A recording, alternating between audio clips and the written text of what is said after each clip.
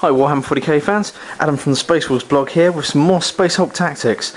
This time I'm going to take you through all the Space Hulk missions, 1 minute at a time. The Space Marine objective is to set fire to that room, bottom right hand of the map. Meanwhile, the Genestealers have to kill the heavy flame of Space Marine or force him to run out of ammo. As you can see where the blips are, that's the best entry points for the Genestealers. Meanwhile, at the top, the Space Marines need to order their line. The best approach is to go Sergeant first, followed by the Heavy Flamer, and then 3 Scrubs. It's then important to march down these 2 corridors as quickly as possible, preferably with the Heavy Flamer in front on either side, to start establishing a foothold.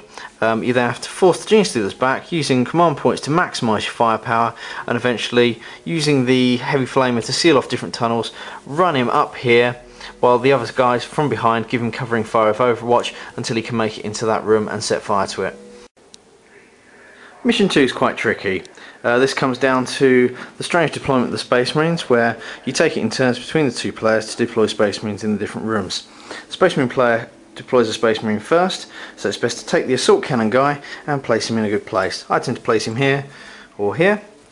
Meanwhile, the other guys are likely to get dotted around, but as long as you've got the basic storm bolters in the right place, you should be fine.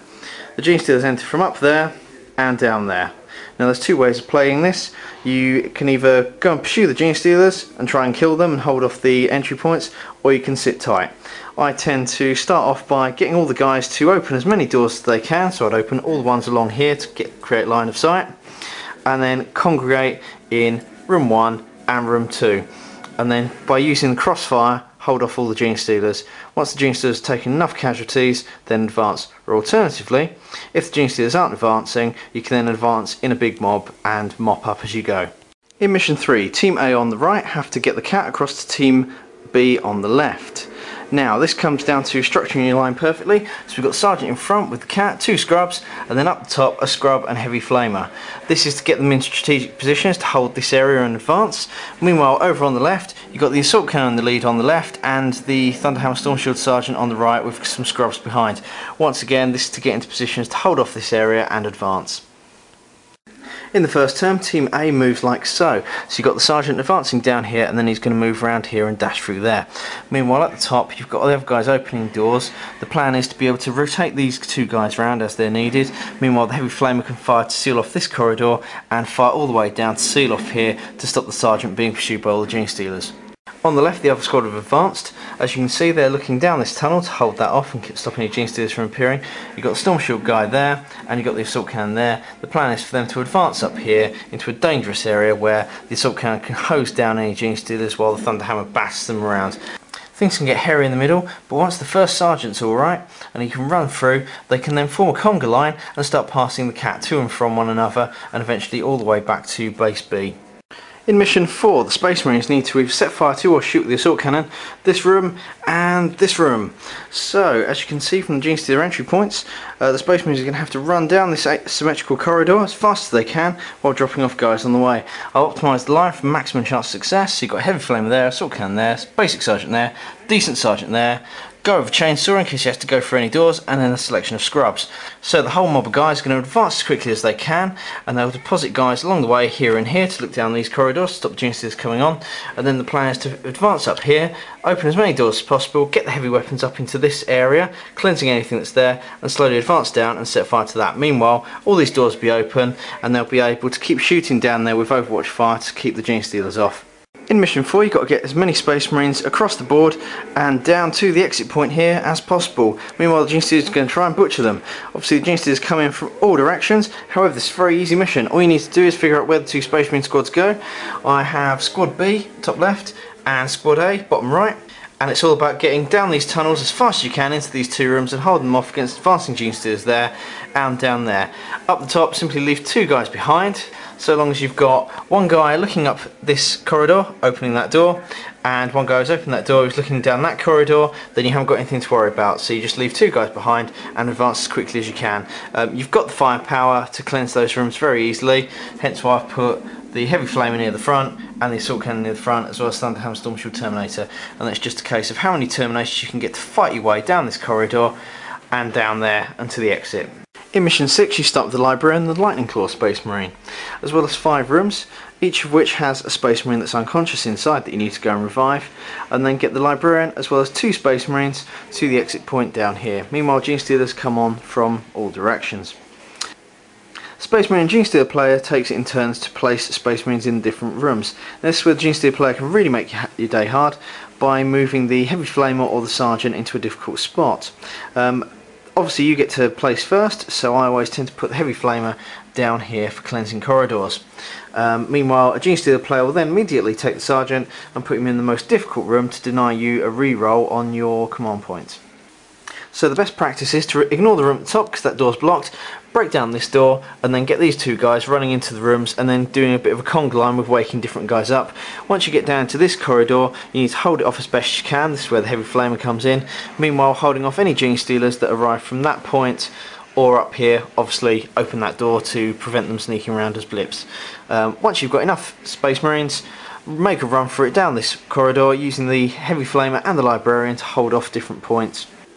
In Mission 7, the Space Marines need to advance as quickly as possible through the Space Hulk to the artifact room, grabbing the cup from the dead Space Marine and then taking it all the way back to the starting point. In this instance, I've got the Librarian at the front, followed by the Heavy Flamer, a Sergeant and a selection of Scrubs. Lightning Claw guys at the back so we can hold off a point. So the whole army will advance as quickly as they can through the main centre of the Hulk. Different Space Marines will hold off these points here, here, here. And you'll get the Librarian and the Heavy Flamer advancing up the middle, cleansing as they go with their Psychic Powers and Heavy Flamer, until eventually they reach this point where things get tricky. This is where you need the Heavy Flamer Space Marine to flame this corridor in the middle. The Librarian then dashes across, Heavy Flamer flames it again, Librarian dashes back with the cup, Heavy Flamer flames it for a 3rd time, and then they all turn around and use as many command points as they can to get back up the board and all the way back home. And hopefully the Space Marines that have been left behind will be able to hold off these points. In Mission 8, the Space Marines need to get through the Space Hulk as quickly as possible, preferably through the centre and all the way down and off the board here. Meanwhile, Genestealers come on from all around in increasing numbers, particularly at the end where they're going to cluster around the objective. Fortunately, in front we've got the Librarian with the objective, followed by the Heavy Flamer, a couple of Scrubs and Lightning Claw's Terminator. Just like before, they're going to advance up the middle of the board, the Librarian smashing apart all these doors until we get to here, in which case the Heavy Flamer comes into play, keeps flaming this corridor until eventually the Librarian can fight his way around and off the board. Mission 9 is a tough one. You start with just 2 Space Marines, the Chainfist and Stormbolter Space Marine and Thunderhammer Stormshield Space Marine, and they start down here. Now, while they're advancing, you get to roll for your reserves for the other squads to come on. The best way to bring them on quickly is to use your command points to boost your rolls. And do this for the first couple of turns until everyone's on.